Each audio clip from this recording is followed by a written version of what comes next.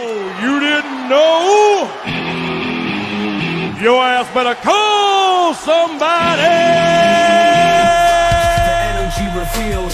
Brooklyn to Queens, reppin' both hoods. Rob and CP, keep it fire misunderstood. Cheer 'em all loud, let the anthem flow. Mets fans unite at the pregame show.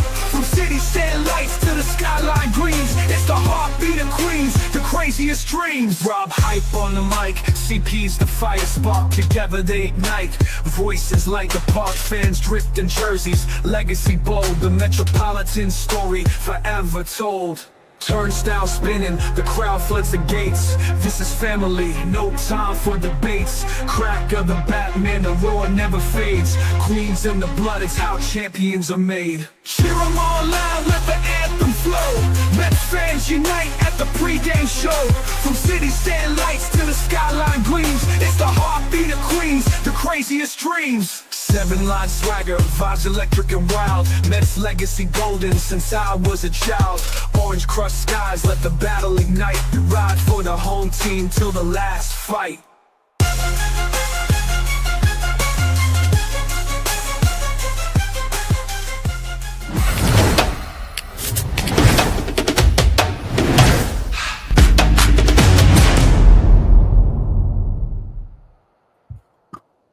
What's up, Mets fans? Welcome back to the Amazing Mets pregame show right here on the channel and on X. How is everybody doing on this lovely Friday, June 6th, as the Mets head to Colorado and play 3 games against the Rockies? As you can see, we got a full cast here. We got Chris on my left and Zach on my right, something like that. But we got a full cast of characters here. Chris, how you doing, buddy? Yeah, I'm doing well. Love to see it. We got a full show here. Zach and I are going to be doing the post game after tonight too, so we got you all covered for the post game. And my stream, if you're on my YouTube channel, will redirect right to that post game stream. And let's have a day. I mean, let's have a day. Let's have a night. First game in Colorado, a team that the Mets should definitely beat, especially with Kodai Singh on the mound. I'm not sure if we'll talk about the Dodgers series and what transpired yesterday. I know you guys talked about that already, but a little bit of a disappointing series. But we said in the pregame yesterday we'd take a series split no matter what, and the Mets were in well position to win both of those games that they lost in that series, but they just couldn't get it done. But I'm pretty happy with the way that this team is playing right now, to be honest. And I think that all I say is let the good times roll. Let the good times roll because they're playing really good baseball right now. So let's do it. Yeah, 100% agree. Zach, what's up, man? Hey, what's up, guys? Now it's good to get you guys get on a show with both of you guys. It's been a long time coming this season, but like Chris said, I mean, there's a lot to be happy about with that as a Mets fan right now. They're playing some good baseball. They're finding ways to win, whether it's scoring a bunch of runs and shutting out a team or finding ways to get it done late in games. Yesterday was a frustrating loss. Me and Rob talked about that, but it's a new series. This is a much easier team. This isn't a series where you're really kind of playing tight. You're trying to play not to make the mistake where, the extra out can really cause you to lose a game. Here's a series where they should be able to play loose and not have to worry about that and hopefully be able to just bang up on the Rockies. It would be nice to get the bats going here. They have warmed up a bit in the beginning of June. Hopefully they can continue to warm up and really take off here before we get into some really tough series with the Rays, the Phillies, and the Braves coming up in about a week from now. So hopefully we can get things kicked off nice and strong tonight. Yeah, this is definitely a get-right series, and the Mets need to just dominate this series. Again, we have the pitching matchups. We have the better lineup. We have the better everything.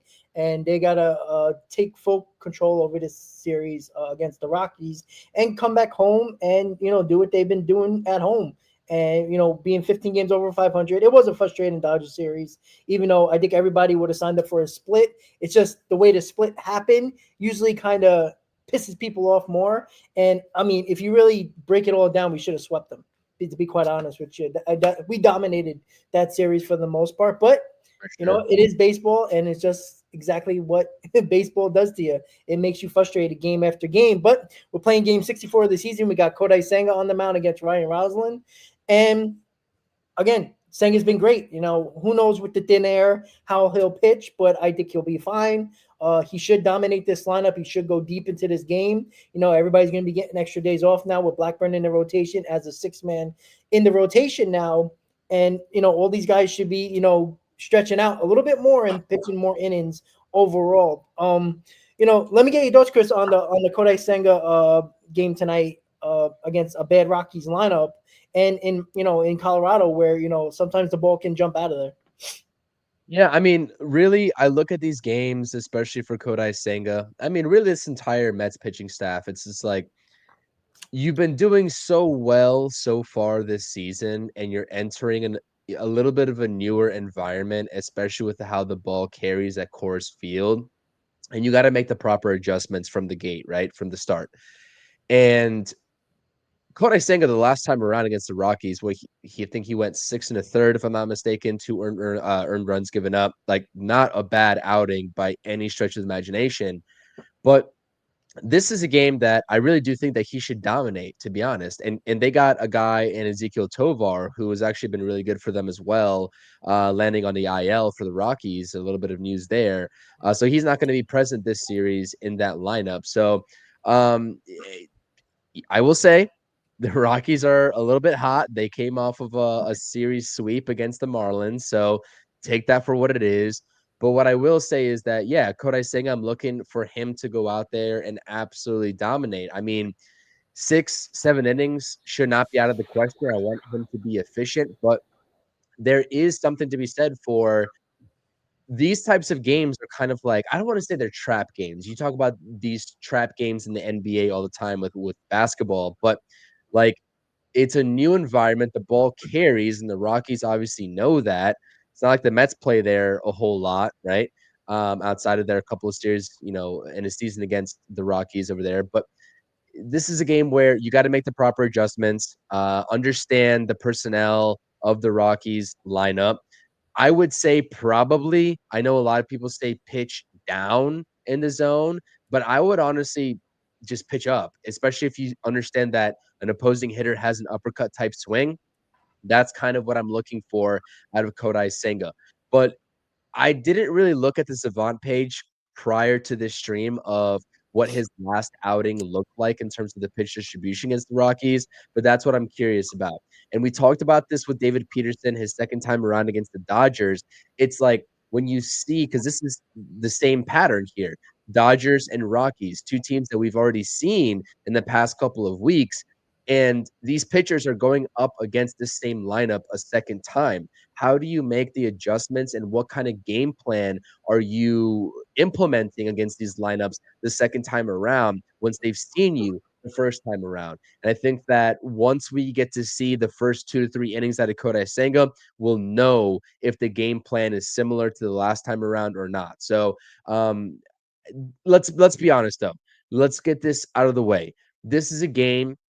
This is a series that the Mets should win, if not should sweep, just like they did at home. And I think that should be the precedent for the Mets, especially, as you said, coming off of a disappointing series split against the Dodgers. And that's kind of shocking, right? Like, Dodgers series split, we'll take that all day, every day, usually. But the circumstances of how the split happened were a little bit disappointing, with those 2 games being dropped that were very winnable. Go out there, take out maybe some pent-up frustrations against this lowly Rockies team, and get the job done. I want to be 40 wins by the end of tonight, and Zach and I will be talking about it. Let's do it. Zach, I think you're on mute, buddy. Yep, I am.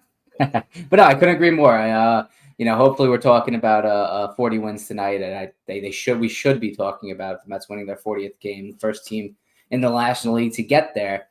And like Chris said, Kodai needs to pitch smart tonight. This is a game where he should be able to get deep. He should be able to dominate a team in the Colorado Rockies. But he needs to be able to figure out and come up with a game plan where he's not going to let the high altitude become a factor.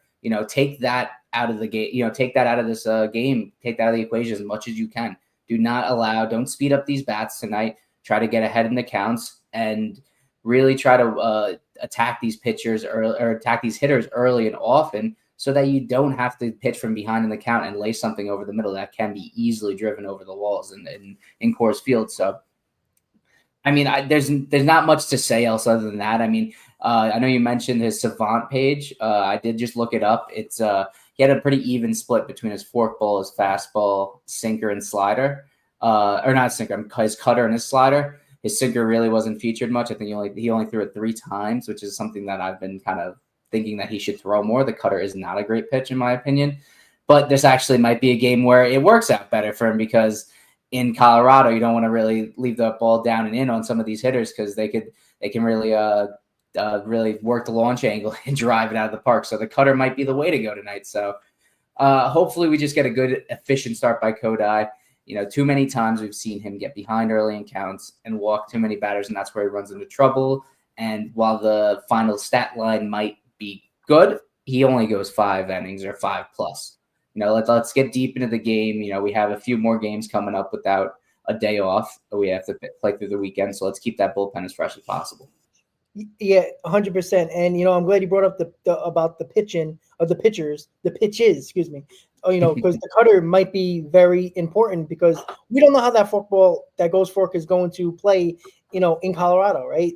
Sometimes pitchers have problems with movement of the pitches. You might not have great control over it. He has had a problem with walks, and he's been, being Houdini basically and getting out of jams a lot of the times when he put people on base. But in Colorado, it can bite you in the ass. And again, regardless of I always get scared playing in this ballpark. I don't care if the Colorado Rockies are the worst team ever in baseball history. Doesn't matter. Colorado always scares the hell out of me. I don't care about the humidor, the way they put the balls and all that stuff. They put it in a damn fridge.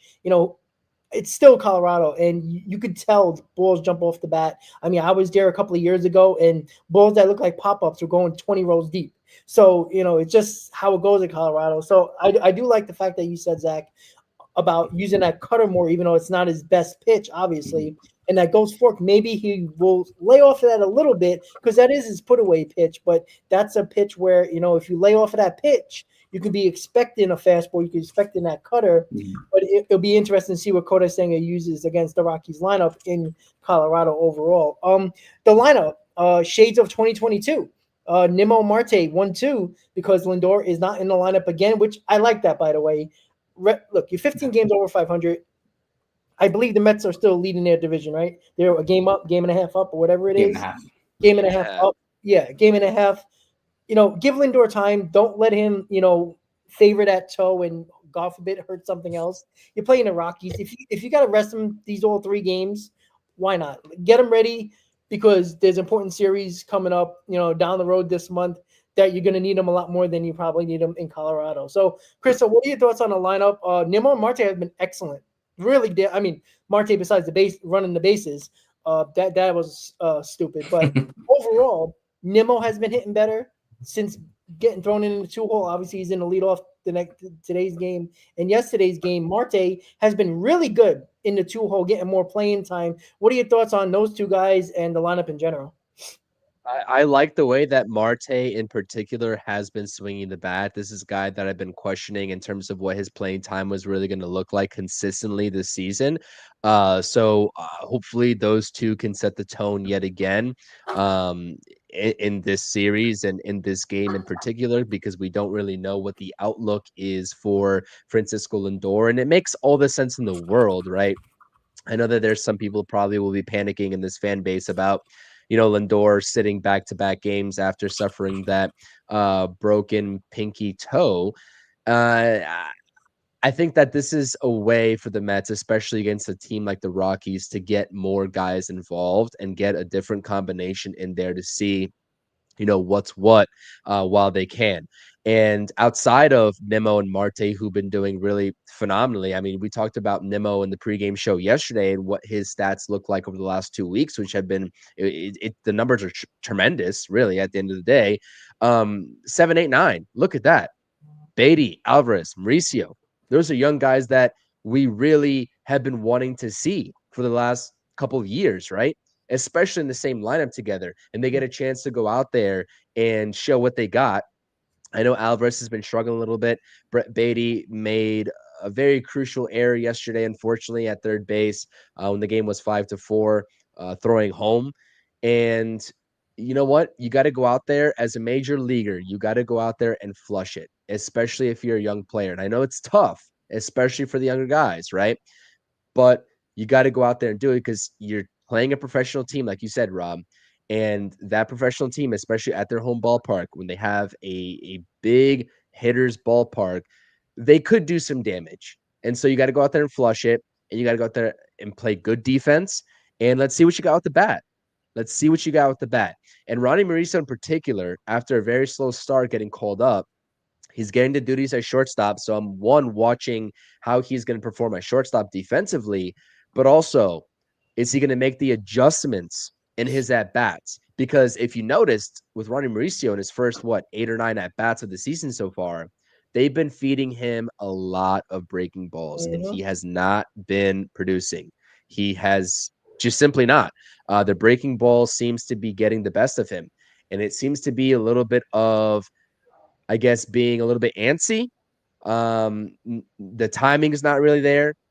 He's a little jumpy in the box, I would say, but we know how he can hit when he is completely locked in. So I'm curious if he's going to be locked in sooner rather than later. And by the way, circling back to Kodai Senga this season, because you mentioned, some of the inefficiencies, some of the Houdini acts when he has runners in scoring position.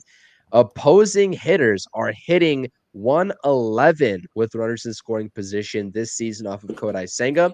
2 outs, runners in scoring position, they're hitting 115. So to your credit, right, we know that Kodai Senga has been doing this time and time again, is getting out of jams when he gets himself into them. But how about not getting yourself into a jam in the first place? How about we start there? And that's what I want to see out of his start today. So, the lineup is what it is. Jeff McNeil's back in the 5-hole. Brett Beatty, Alvarez, Mauricio, Nimmo, and Marte at the top.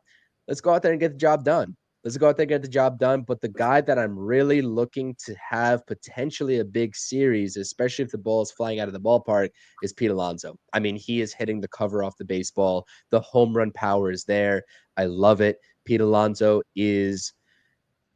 What can you say about Pete Alonso at this point of the season? He has been absolutely tremendous, and he is back into the Pete Alonso version that we know, with the long ball, the RBIs, and just being that reliable bat for this lineup, even when times were a little bit tough in the beginning of the season. So looking for Pete Alonso to continue to have a really good season with this series and continue that stretch. But I think the guys at the bottom of the lineup, Beatty, Alvarez, Mauricio, right?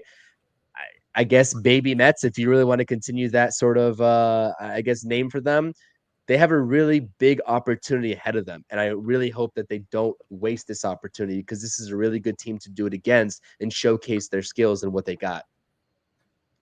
Yeah, I couldn't agree more. I mean, just not to spend too much time, but yeah, Senga, like you said, he needs to be more efficient with with his pitches. He needs to be able to not work himself into jams. Working your way out of jams is great, but if you're constantly in that position where you have to fight your way out of a jam, it's going to come back to bite you, and there's going to be a regression to the mean. Luckily he's done a great job of limiting any damage that he might cause based off of his walks or hit by pitches or just his kind of lack of command at times. But let's not put ourselves in those positions too many times throughout the games. And then for the lineup, I like the lineup. I know me and Rob in the post game yesterday, we had spoken about who would be sitting, and I said, I would expect one of Jeff McNeil or Beatty to be sitting probably today, and neither of them are. And Mauricio's getting the game out there at shortstop. So I think that kind of speaks volumes to where both Mendoza and Stearns are with Acuna, not to kind of, kick a horse while it's down, kick someone while they're down, but, he did have some good at bats yesterday, but, since I guess, what was it, the end of April when McNeil got back, his numbers have really kind of dove off a cliff, and they have not been good. I mean, he hasn't looked comfortable up there. He doesn't really seem to have a plan up there.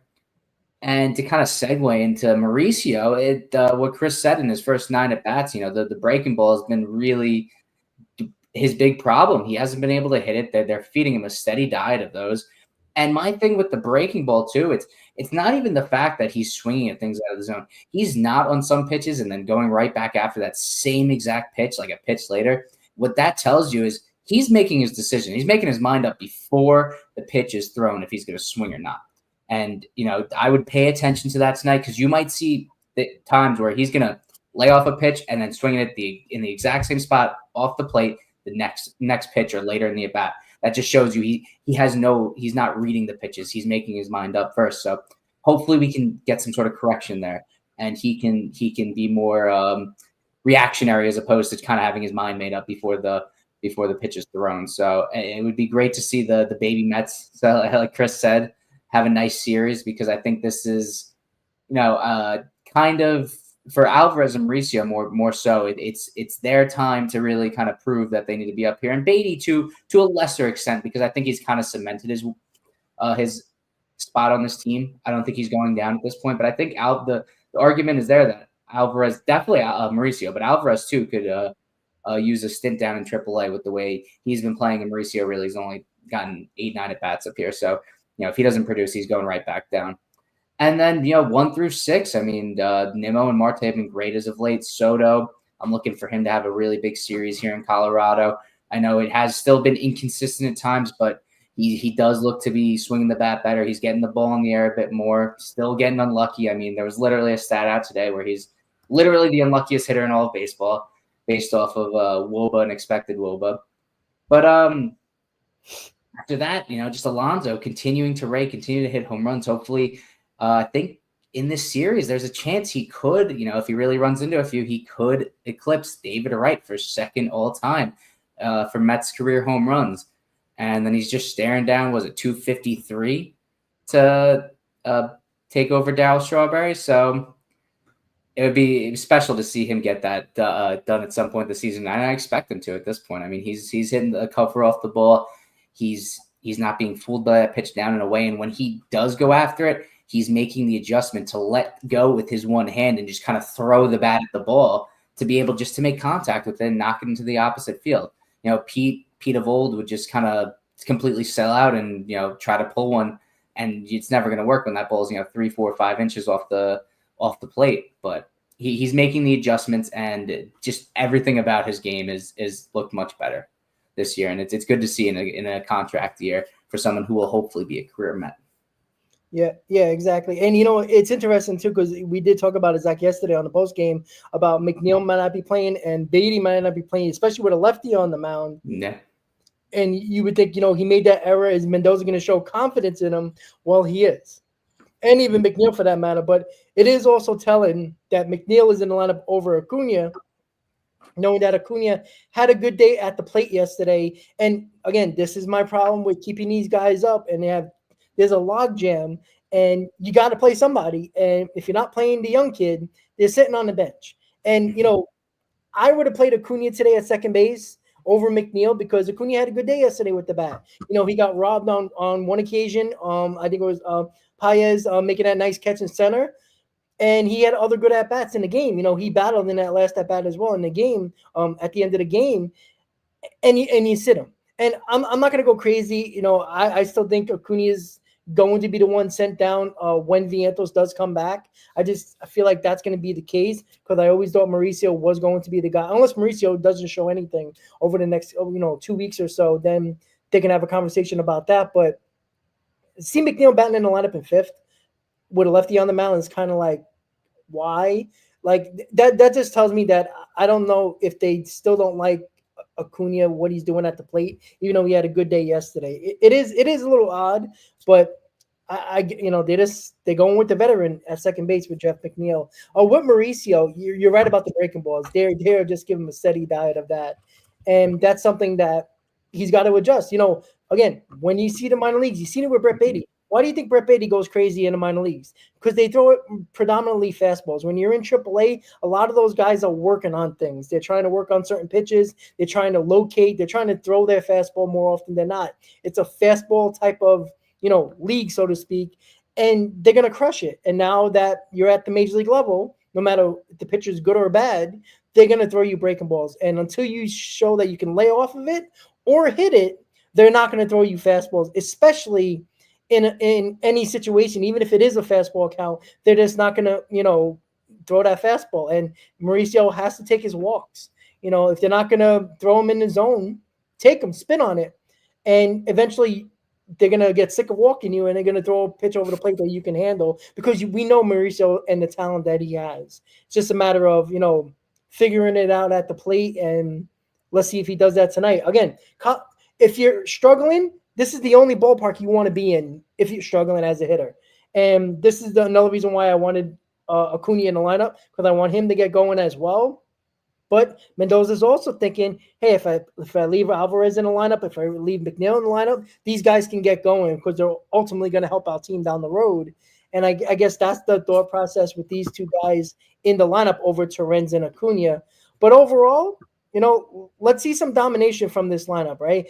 Could we have a series where we can all put our feet up, have a beer, eat some food, relax, instead of just cursing at the TV screen every single moment of, plays where Nimmo's, looking like a ballerina in left field, Beatty throwing the ball at people's feet 20 feet from home plate, bad opportunities, bad at-bats with runners in scoring position when you had a guy on third with less than 2 outs. You can't get a sac fly. You can't even put the ball in play. It's frustrating. I just want a game where I can sit back, relax, and just enjoy baseball. A late night game. I know it's like 8:40 game, but you're still going to go into the wee hours of the night.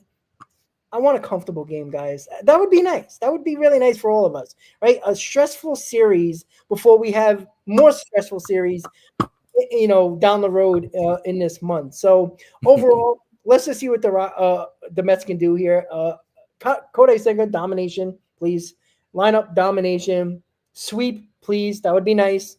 I'm frustrated about the split in Los Angeles. I think we need to sweep this series. I know we always talk about taking 2 out of 3 or taking a series win, because that's ultimately what's important.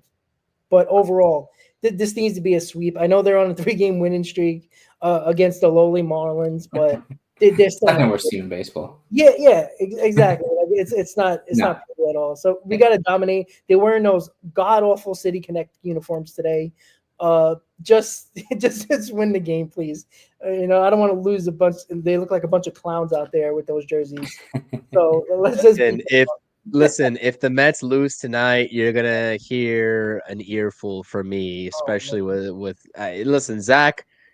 He's gonna have to hold me in line on the post game, but you'll hear an earful from me if they lose this game, especially how they lost yesterday's game against the Dodgers. I'll say that right now. This is like the ultimate get right series for the New York Mets. And you know what though, Rob?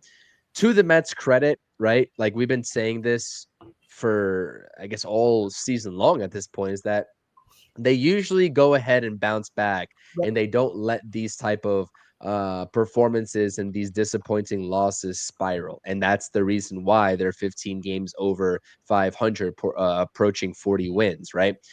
So that's really what I'm looking out for. I hope I'm not eating my words in the post game. So hopefully we're all vibrant, lively, and we're spamming some W's on the post game. That would be nice. nice. It's been a minute since we've done that, for sure. Yeah, that'd be nice after not being able to do that last night. But yeah, I mean, Chris, I'm normally the positive one. I'm normally the most positive, probably out of the three of us. But I might be right there with you, giving them an earful if they somehow find a way to lose this game tonight. Because I don't care how hot the Rockies are; they're still 12-50. They're still on pace to have the worst record in baseball history. There's no real excuses for not taking this game. I mean, if you lose one in the series by some miraculous measures, whatever, it is what it is. But it would kind of sting if we don't sweep this one. You never want to go out and just say, you need to sweep a series, because unless you physically do to make it into the playoffs, there's no real reason to say you need to sweep a series. But this one kind of feels like you need to. And not because the Mets need a get-right game, not because the Mets need a get-right series, not because the Mets need some wins in that much of an amount, just because the Mets are that good, and they should not be losing to a team that is this bad. They haven't lost to the Rockies yet. They've beaten up on the bad teams. They have played well with the good teams. continue to beat up on the bad teams. You know, you beat up on the bad teams and you play the good teams. You know, 500 or right around there. That's a good season. The Mets are in a position to have a phenomenal one. You know, if they continue like this, winning series or splitting series against some of the best teams in the league and really beating up on the bad ones. So don't let this series get away from you. Start it off right. Get a nice win tonight. Let's hopefully call this one wrapped up in the early to mid innings. I don't have to be stressing about something late in the game. I want to be able to kind of tone it out and just kind of watch the screen, not really have to pay attention and, you know, be on the edge of my seat tonight. That'd be pretty nice. Let's be honest though, with this 39-24 record, there's so many games that have played out just like those two against the Dodgers have played out. I mean, I can count on probably two hands at this point games that the Mets were in a very good position to win and they've let go, right? And when we're talking about a season where it's 162 games, you really have to take advantage because now, especially when you're entering June, like these games matter. If you didn't think that April games and May games mattered, okay, that's fine. But like coupled with the disappointing losses that we've suffered so far, and I don't know why this series sticks out at me, but like one, the national series in Washington is one that I look at and I'm like, that's frustrating and disappointing. And two, that Diamondback series, I believe it was at home, was also equally as just frustrating. They did a good job in Arizona, but in Queens, like they did not get the job done. There's so many games, I feel like, even with this team over 500, that they left on the table. And two of those recently being against the Dodgers, that just makes me say with full confidence, you have to go out there and sweep this Rockies team. Like it's a must. It's not a must, but it's a must given the games that we've already let go and buy us that were easily winnable. So I have nothing else to add on to that. Like the game plan is simple. Look at this Rockies lineup. I mean, there's just no reason for that lineup to go ahead and beat the New York Mets. But strange things happen in professional sports. I will say that, and we'll see how things go in the post game. Yeah, not to cut you off, Rob, but just to jump in real quick. The Mets are 11-11 in games that were decided by one run. So that's 22 games where the margin has been that thin. You need, when you're this good, you can't be in that too many games that are going to be called by only a run, because that's where you allow outside factors like the umpires making bad calls or, you know, stupid mistakes like errors like yesterday really can come back to and cause you to lose some games as opposed to winning them. So they need to do a better job of at least, in games that they're winning by one run, making sure that they create a little bit more distance. And some of those games that they're losing by one run, put a few more runs on the board, because some of them have been kind of come from behind and they just fell just short. But more of them have been where they didn't really run away with the game. You know, they just kind of got lazy in the later innings, in the middle and late innings, and weren't able to pull away and let the other team back in. So let's not have any of that this series, hopefully. Yeah, exactly. And you know, the big culprit of those, 10 plus games that we could have won and had control over was the runners in scoring position. That's been, the biggest culprit. You know, it's been the pitching really hasn't, choked a lot of games away. I mean, there's probably maybe 4 or 5 games where, obviously in the Dodger series, you choke those games away, but you had opportunities with runners on base and you just got to get it done. Again, it doesn't even need to be, top 5 in the league. It can be just league average, and we're winning more games than we probably, than we have at this point. We're probably talking about 46, 47 wins at this point, and we're running away with the best record in baseball. And unfortunately, they lost games like that, and that has to change. Chris is right about June being games that matter. We play the Braves a lot. We've seen this before from the Atlanta Braves, right? They're nowhere near us, and all of a sudden they played 7-8 games in the month of June. I think it's 7 games against us in the month of June. We don't play good in them series. They're right by us again. They're right back in the mix of things, and that's where you got to avoid. You got to bury them in June. And I know we're not playing them yet, and I'm not looking past the Rockies by any means, but this is a 7-game stretch against the Braves in this month of June, including the Phillies for 3, where, this can swing the division very quickly, where instead of a 2-team race, it ends up being a 3-team race. And now you got, July, August, and September, 3 more months to worry about 2 teams instead of the 1 team in the Philadelphia Phillies. So that's why these games are so important with the Colorado Rockies, because you need to dominate these teams, because you want to gain more games on these teams that are chasing you by the time you play them. So if you do have a little bit of a hiccup, you don't have to panic and be like, oh, here we go. The Braves are coming back. Here we go. The Phillies are going to take over the division again. This is where the Mets have to dominate a series, not because they're better than them. It's because you're playing teams that are directly in your division that are, the Braves are, 10 games, 9.5 games behind us. They take the first couple of series in June. Now we're talking about a 3-team race, and you don't want to be dealing with that over the next 3 months. You want to just continuing to play your games and not having any more pressure than you already put on yourselves with runners in scoring position, with games in your division. That's why you got to dominate these games. So, Chris, any final thoughts for today's game, and what do you want to see from this team overall? Not really any final thoughts here outside of what we've already said. I mean, we've looked at this lineup. We've looked at Kodai Senga and what he's going to, be doing tonight. Curious to see what the game plan is in Coors Field for these pitchers all across the board in this series. But given the opportunity that these young guys have been given here, especially with the Lindor injury for Mauricio, I want to see them take advantage, right? Like, I understand Mauricio coming back against the Dodgers, a little bit of a tough series, like high pressure, I guess, between two contenders in the NL. But this is a get right series for a lot of these guys in the lineup, whether you're struggling or hot right now. Like, this is a game to this is a series to go ahead and continue what you've been doing if you've been doing things well, and get right if you have not been doing things well. And that's what I'm looking out for. So I'm curious myself, to be honest, outside of the bottom 3 and the discussion of Starling Marte. Like, it seems like he's a very big glue guy to this clubhouse. Yeah. And it seems like, especially with the last game, he has performed at the bat.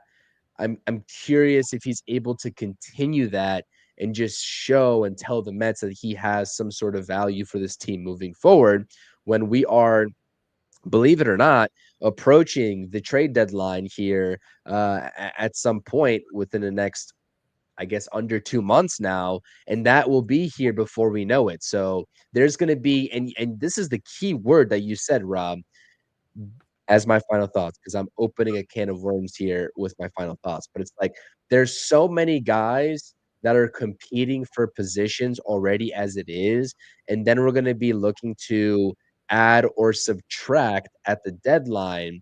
So they really need to utilize this time from a player's perspective to let this front office know this is what I bring to the table.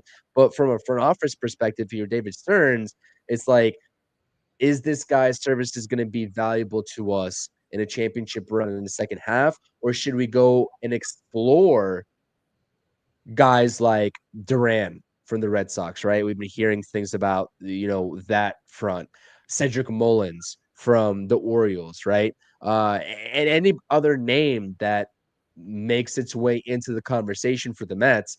This is the time for the players that are competing for these fringe situations and these fringe spots to show that, hey, listen, don't go and get my replacement at the deadline. I'm actually playing for something. I want to be part of this team in the second half. And, it might seem like a very lowly series against the Rockies. Nothing really much to play for. But believe me, if your name is not Brandon Nimmo, Juan Soto, Pete Alonso, and maybe a couple of others that are mainstays in this lineup, you're playing for something, because guess what? David Stearns is not going to hesitate twice to move you for guys that will make a difference in the second half. And I hate to put it like that, but it's true, because the Mets are a win now team. As much as we want to see these guys thrive that have been here for a while and in this experimental setup, like this is a championship team. And I have no doubt in my mind that David Stearns is going to make the proper moves to make this a championship team and cut ties with the guys that he does not think will stick here. So I'm looking at this lineup. There's a few names on here that I'm like, they're not really solidified guys on this roster as of yet, and they have to prove that. And that starts tonight. Let's do it. Oh, you're on mute, buddy. I didn't even know I hit the mute button, but you took the words right out of my mouth, Chris. I was actually going to go right into that, with how this is do or die for some of these players, I think Beatty to a lesser extent, but guys like Acuna, Mauricio, Tyrone Taylor too, I think this is a breaking point in their season because, like you said, the Mets have been rumored to be, in conversation with the Red Sox, or like looking at possible trade for Jarren Duran, and Jeff Passan has come out and said that Cedric Mullins would be a great fit for the Mets. So those are things to think about for guys that are not mainstays on this team. And I know you brought up Marte being the glue that kind of holds this team together, and he's kind of a clubhouse guy, but he's been holding his own with the stick. I mean, he's batting 320 over the last 21 games. Yeah, 320 with a 904 OPS over the last 21 games. So half the games this season, he's been playing good. He's been playing good baseball. So this is someone that I don't think not only has he, gotten better, I think this is someone that's going to continue to play well, especially since he's going to be someone that's mostly going to be in some sort of platoon. He's not going to get a whole, close to 160 games. He's not going to get a full season load come the end of September, beginning of October. But, he'll have played in 100 plus games by the end of the season. And, he's going to be a crucial part to this team, being able to fill in injury situations and platoon situations. So this is more so on the guys at the bottom of the order. If they can find a way to stay on this team come the end of July for what will be a playoff push. So I'm looking for those guys to get right, or get better, whatever you want to call it. Do something in this series to prove that you deserve a spot on this team, because it seems like Vientos is going to find his way back here soon.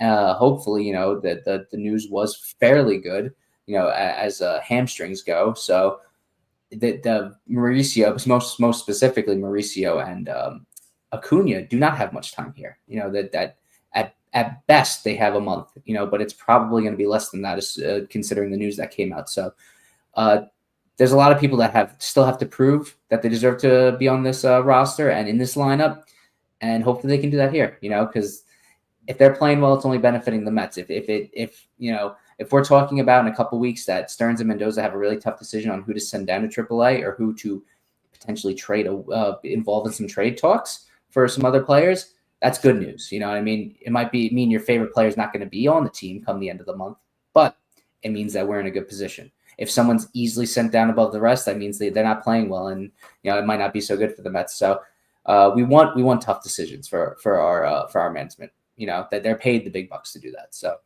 come the end of the series, I want to be talking about. I don't want to be talking about anyone in slumping. I want to be talking about everyone red hot. Obviously, that's not going to happen, but there's some guys I really want to see turn it on, especially at the bottom of the order.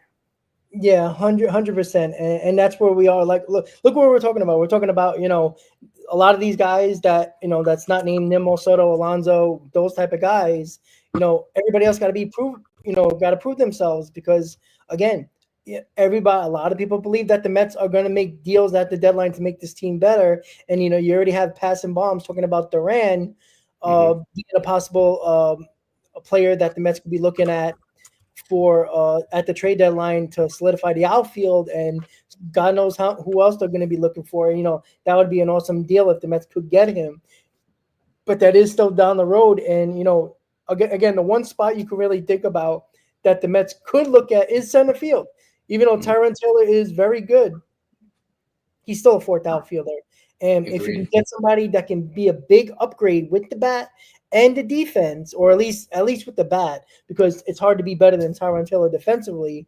But if you can, get a deal for a Mullins or a Duran, you got to pull it off. That's going to make your team that much better. And again, Stearns has not proven that he's willing to trade prospects as of yet. I'm still very skeptical he will, because he doesn't like to pay pitchers, starting pitchers. As you can see, Copeland Burns went down with Tommy John. So, that's a win in Stearns' column as a guy that I wanted to get. And again, you can't never predict injury, but, it is going to be very interesting. But there's a lot of prove it guys. It's prove it time for these guys when you're about 2 months from the trade deadline, where you're trying to see how to make this team better. But overall, dominate this series, guys. Win the ball game. There shouldn't be a lot of slumps, hopefully. You should be getting out of your slumps in Colorado against a really bad team.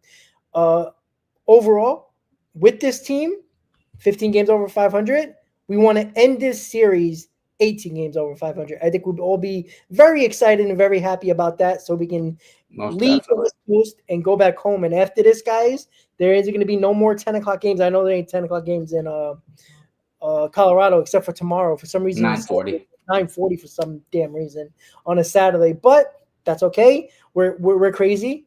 We like to stay up, and some of us have to listen to it at work. But that's okay. You got Chris and Zach on the post game later tonight, hopefully talking about a Mets win. Thank you for watching. Thank you for watching the Amazing Mets pregame show on the channels and on X, guys. Have a good night. Enjoy the game, and check out Chris and Zach on the postgame show. Have a good night, guys. Let's go Mets. Thanks, everyone. Let's go Mets.